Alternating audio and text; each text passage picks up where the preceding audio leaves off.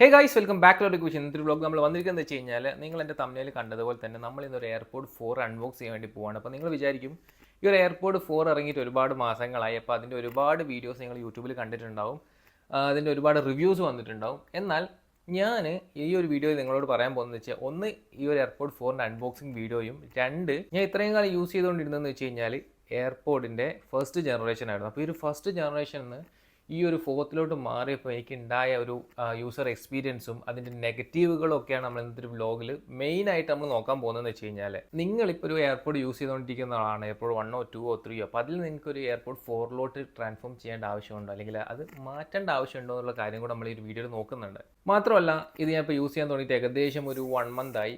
പിന്നെ ഇതിൽ ഏറ്റവും പ്രധാനപ്പെട്ട ഒരു കാര്യം എന്ന് വെച്ച് കഴിഞ്ഞാൽ, ഞാൻ എൻ്റെ യൂട്യൂബ് വരുമാനം കൊണ്ടാണ് ഈ ഒരു എയർപോർട്ട് വാങ്ങിച്ചത്. ഏകദേശം നമ്മുടെ നാട്ടിൽ ഇതിനൊരു 14,000 or 15,000 ഇടയിൽ റേഞ്ചിൽ ഇപ്പോൾ പ്രൊഡക്റ്റിന് റേറ്റ് ഉണ്ട്. അപ്പോൾ നമ്മൾ ദുബായിൽ നിന്നാണ് നമ്മൾ വാങ്ങിച്ചിട്ടുള്ളതെന്ന് വെച്ച് കഴിഞ്ഞാൽ, ദുബായിൽ നമുക്ക് ഏകദേശം ഒരു 700 ദിറംസിൻ്റെ അടുത്താണ് വന്നിട്ടുള്ളത്. 700 എന്ന് പറയുമ്പോൾ ഏകദേശം ഒരു 14,400 അല്ലെ 300 ആ റേഞ്ച് വരും. എൻ്റെ കയ്യിലുള്ളതാണ് എയർപോർട്ട് 4ൻ്റെ ഒരു ബോക്സ് എന്ന് വെച്ച് കഴിഞ്ഞാൽ, നമ്മളിപ്പം ഫസ്റ്റ് ഓഫ് ഓൾ നമ്മളൊരു ബോക്സ് നോക്കുവാണെങ്കിൽ കമ്പാരിറ്റീവ്ലി ഇതുവരെ ഇറങ്ങിയ എയർപോർട്ടൊക്കെ അപേക്ഷിച്ച് ഈ ഒരു ബോക്സിന് വളരെയധികം സൈസ് കുറവാണ്.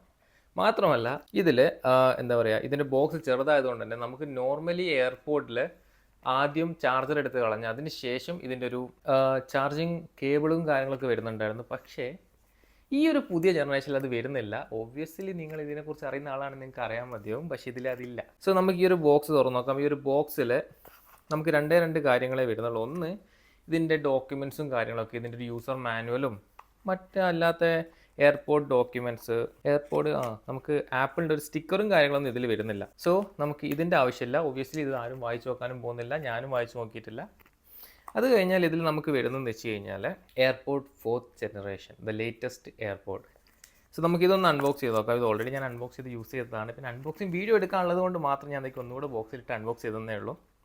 സോ ഇതാണ് നമ്മുടെ എയർപോർട്ട് 4. സോ എയർപോർട്ടിൻ്റെ ഒരു സൈസും കാര്യങ്ങളൊക്കെ നമ്മൾ നോക്കുവാണെങ്കിൽ comparatively airport pro, airport 2nd ജനറേഷനൊക്കെ അപേക്ഷിച്ച് നല്ല രീതിയിൽ ഇതിന് സൈസും കാര്യങ്ങളൊക്കെ കുറവുണ്ട്. ഒന്നുകൂടെ എന്താ പറയുക, നമ്മൾ ക്യൂട്ട് എന്നൊക്കെ പറയാൻ പറ്റുന്ന ഒരു ഡിസൈനാണിത്. മാത്രമല്ല ഇതിൽ ഒരുപാട് ഫീച്ചേഴ്സ് വരുന്നുണ്ട്. സോ നമുക്ക് എന്താക്കാം, ഫസ്റ്റ് നിങ്ങൾ എൻ്റെ റൈറ്റ് സൈഡിൽ കാണുന്നതാണ് എൻ്റെ എയർപോർട്ട് 1st ജനറേഷൻ. ഞാൻ ഏകദേശം 2021 ദുബായിൽ വന്ന ടൈമിൽ വാങ്ങിച്ചതാണ്. അപ്പം അന്നും ഇന്നും വർക്കിങ്ങിൻ്റെ കാര്യത്തിൽ ഓക്കെയാണ്. പിന്നെ എനിക്ക് ഇതിലാകെ വന്നൊരു ഡിഫക്റ്റ് എന്ന് വെച്ചാൽ ഏകദേശം ഒരു 3-3.5 വർഷത്തിന് ശേഷം ബാറ്ററി ബാക്കപ്പ് ടൈം കുറഞ്ഞു. അത് സാധാരണ എല്ലാ എയർപോർട്ടിലും, അല്ലെ എന്ത് ഒരു ഇലക്ട്രോണിക് ഐറ്റം ആണെങ്കിലും കുറേ കാലം നമ്മൾ യൂസ് ചെയ്യുമ്പോൾ ബാറ്ററി കാര്യങ്ങളൊക്കെ കുറയല്ലോ. സോ ഇതാണ് എയർപോർട്ട് 4. അപ്പോൾ ഇത് രണ്ടും തമ്മിലുള്ളൊരു സൈസ് വ്യത്യാസമൊക്കെ നമുക്ക് നോക്കാം.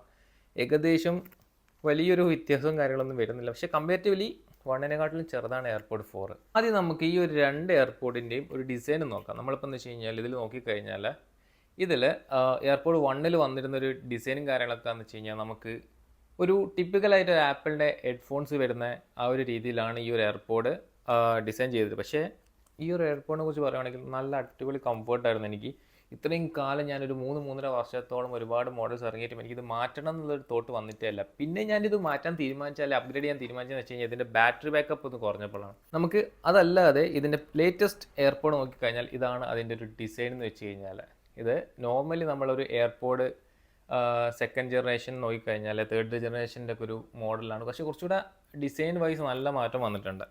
അപ്പോൾ അതാണ് എയർപോർട്ട് 4. അപ്പോൾ ഇതിലെന്ന് വെച്ച് കഴിഞ്ഞാൽ നമുക്ക് നമ്മൾ ഇയർ കംഫർട്ടൊക്കെ നോക്കുവാണെങ്കിൽ നല്ല രീതിയിലൊരു കംഫർട്ടും കാര്യങ്ങളൊക്കെ ഇതിനുണ്ട്. പിന്നെ ഇതിൻ്റെ ഒരു നോയ്സ് ക്യാൻസലേഷൻ എന്ന് വെച്ച് കഴിഞ്ഞാൽ നമുക്ക് അടിപൊളി നോയ്സ് ക്യാൻസലേഷനാണ്. ഞാനിത് ഫസ്റ്റ് ടൈം ഞാൻ ഈ ഒരു സാധനം യൂസ് ചെയ്ത്, അല്ലെങ്കിൽ ഈ ഒരു മോഡൽ യൂസ് ചെയ്തതിന് ശേഷം ഇതിൽ നോയ്സ് ക്യാൻസലിൻ്റെ അങ്ങനത്തെ ഫീച്ചേഴ്സും കാര്യങ്ങളൊന്നും വലിയ രീതിയിലില്ല. നമ്മൾ ജസ്റ്റ് പ്ലഗ് ആൻഡ് പ്ലേ എന്ന രീതിയിൽ നമുക്ക് ജസ്റ്റ് പാട്ട് കേൾക്കാം. നല്ല രീതിയിൽ നല്ല സൗണ്ട് ക്വാളിറ്റിയും കാര്യങ്ങളൊക്കെ ഇതിനുണ്ട് കേട്ടോ. പക്ഷേ അവിടെ നിന്ന് ഞാൻ ഏകദേശം ഈ ഒരു അപ്ഗ്രേഡ് നടത്തിയതിന് ശേഷം ഈ ഒരു എയർപോർട്ടിൽ ഞാൻ നല്ല രീതിയിൽ എനിക്കൊരു പുതിയൊരു എക്സ്പീരിയൻസ്, എനിക്ക് ഇതിൻ്റെ നോയ്സ് ക്യാൻസലേഷൻ സാധാരണ എല്ലാവരും പറയും ഇതിൻ്റെ ബഡ് വരുന്ന ടൈപ്പ് ഉണ്ട്, അതിലാണ് കൂടുതൽ നോയ്സ് ക്യാൻസലേഷൻ. മേ ബി അതിലായിരിക്കും, പക്ഷേ ഇതിലും ഒട്ടും കുറവൊന്നല്ല. ഇതിൽ നമ്മൾ ജസ്റ്റ് ഇതൊരു ചെവിയിൽ വെച്ച് കഴിഞ്ഞാൽ തന്നെ നമ്മൾ ഈ ഒരു സറൗണ്ടിങ്ങിലുള്ള ഒരു നോയ്സും നമുക്ക് കേൾക്കാൻ പറ്റില്ല. നമ്മൾ വേറൊരു വേൾഡിൽ എത്തിയൊരു ഫീലാണ് നമുക്കുള്ളതെന്ന് വെച്ച് കഴിഞ്ഞാൽ നല്ലൊരു. പക്ഷേ ഞാൻ ഈ നോയ്സ് ക്യാൻസലേഷനുള്ള ഒരു ഹെഡ്സെറ്റ് യൂസ് ചെയ്ത ടൈമിൽ ഒരുപാട് ടൈം ഞാൻ ഈ നോയ്സ് ക്യാൻസലേഷൻ മോഡ് ഓണാക്കി വെച്ച സമയത്ത് എനിക്കൊരു ചെവിക്ക് ചെറുതായിട്ടൊരു പെയിന് വരുന്ന രീതിയിൽ എനിക്ക് അനുഭവപ്പെട്ടെ. അപ്പോൾ ഞാൻ വിചാരിച്ചത് വാങ്ങിച്ചത് പണിയായ, കാരണം എൻ്റെ ചെവിക്ക് പറ്റാത്തതുകൊണ്ടാണ് എനിക്ക് പെയിന് വരുന്നത്. അങ്ങനെ ഞാൻ എന്ത് ചെയ്തു, പക്ഷേ ഞാൻ കണ്ടിന്യൂസ് നോയ്സ് ക്യാൻസലേഷൻ ഓണാക്കി തന്നെയാണ് യൂസ് ചെയ്തത്. അതിനുശേഷം ഞാൻ ആ നോയിസ് ക്യാൻസലേഷൻ ഓഫ് ചെയ്ത് കുറച്ച് യൂസ് ചെയ്ത് നോക്കിയപ്പോൾ എനിക്കൊരു പെയിനും കാര്യങ്ങളൊന്നുമില്ല. മേ ബി ആ ഒരു ഓവർ നമ്മുടെ ഒരു സൗണ്ടും കാര്യങ്ങളൊക്കെ കൺട്രോൾ ചെയ്യുമ്പോൾ വരുന്നൊരു എന്തെങ്കിലും എനിക്ക് പറ്റാത്തതുകൊണ്ടായിരിക്കും, അറിയത്തില്ല. നിങ്ങൾക്കും അതുണ്ടോ എന്ന് എനിക്ക് അറിയത്തില്ല. അങ്ങനെ ഉണ്ടെങ്കിൽ നിങ്ങളൊന്ന് കമൻറ്റ് ചെയ്യുക. പിന്നെ ഇതിനിപ്പോൾ എന്ന് വെച്ചാൽ നമുക്ക് ചാർജർ വന്നിട്ടില്ല. അപ്പോൾ ഞാൻ എങ്ങനെയാണ് ഇത് ചാർജ് ചെയ്യുന്നത് വെച്ച് കഴിഞ്ഞാൽ, ലക്കിലി എൻ്റെ കയ്യിലൊരു ആപ്പിൾ വാച്ച് ഉണ്ട്. അപ്പോൾ ആപ്പിൾ വാച്ചിൻ്റെ ചാർജർ അല്ലെ വയർലെസ് ചാർജർ യൂസ് ചെയ്തുകൊണ്ട് നമുക്ക് എന്താക്കാം, ഇത് ചാർജ് ചെയ്യാൻ പറ്റും. അപ്പോൾ അങ്ങനെയാണ് ഞാൻ ഇപ്പോൾ യൂസ് ചെയ്യുന്നുണ്ട്. കാരണം അല്ലാതെ ഇതിന് വരുന്നത് വെച്ച് കഴിഞ്ഞാൽ ടൈപ്പ് സി ആണ് ഇതിൻ്റെ ഒരു ചാർജിങ് സ്ലോട്ടൊക്കെ വരുന്നതെന്ന് വെച്ച് കഴിഞ്ഞാൽ. പക്ഷേ ഇതിന് നമുക്ക് ടിപ്പിക്കൽ ആപ്പിളിൻ്റെ ഓൾഡ് മോഡൽ ചാർജറാണ് ഇതിന് വരുന്നതെന്ന് വെച്ച് കഴിഞ്ഞാൽ. അപ്പോൾ എൻ്റെ കയ്യിലുള്ള ഫോൺ എന്ന് വെച്ച് കഴിഞ്ഞാൽ 13 Pro Max ആണ്. അപ്പോൾ അതുകൊണ്ട് തന്നെ എൻ്റെ കയ്യിൽ C2C ചാർജർ ഇല്ല. ഞാൻ എന്താക്കും, നമ്മുടെ ആപ്പിൾ വാച്ച് വെച്ച് നമുക്ക് യൂസ് ചെയ്യാൻ പറ്റും. ഇതിൽ പറഞ്ഞൊരു വയർലെസ് ചാർജിങ് എന്ന് വെച്ചാൽ ആപ്പിൾ വാച്ചിൻ്റെ അത് നല്ലൊരു അപ്ഡേറ്റ് ആണ്. കാരണം നമുക്ക് വേറൊരു ചാർജറോ കാര്യങ്ങളോ വാങ്ങിക്കേണ്ട ആവശ്യമില്ല. നമ്മുടെ കയ്യിൽ ഒരു ആപ്പിൾ വാച്ചിൻ്റെ സിമ്പിളായിട്ട് നമുക്ക് ചാർജ് ചെയ്യാൻ പറ്റും. പിന്നെ നമ്മൾ ഇത് നോക്കിക്കഴിഞ്ഞാൽ ഇതിൻ്റെ ഒരു ഡിസൈൻ വൈസ് നമുക്ക് ഇവിടെ ബട്ടൺസും കാര്യങ്ങളൊന്നും ഇതിന് വരുന്നില്ല. നമ്മളല്ലാതെ തന്നെ നമ്മളിവിടെ ക്ലിക്ക് ചെയ്ത് കഴിഞ്ഞാൽ ഓട്ടോമാറ്റിക്കായി ഇത് ഓൺ ആകുന്നതായിരിക്കും. പിന്നെ ഇവിടെ ഒരു LED ലൈറ്റിൻ്റെ ഓപ്ഷൻസും കാര്യങ്ങളൊന്നുമില്ല. നമ്മളിവിടെ നോക്കിക്കഴിഞ്ഞാൽ എയർപോഡ് 1 നമുക്ക് ഈ ഒരു ഏരിയയിൽ ഒരു ലൈറ്റിൻ്റെ സിമ്പിളുണ്ട്.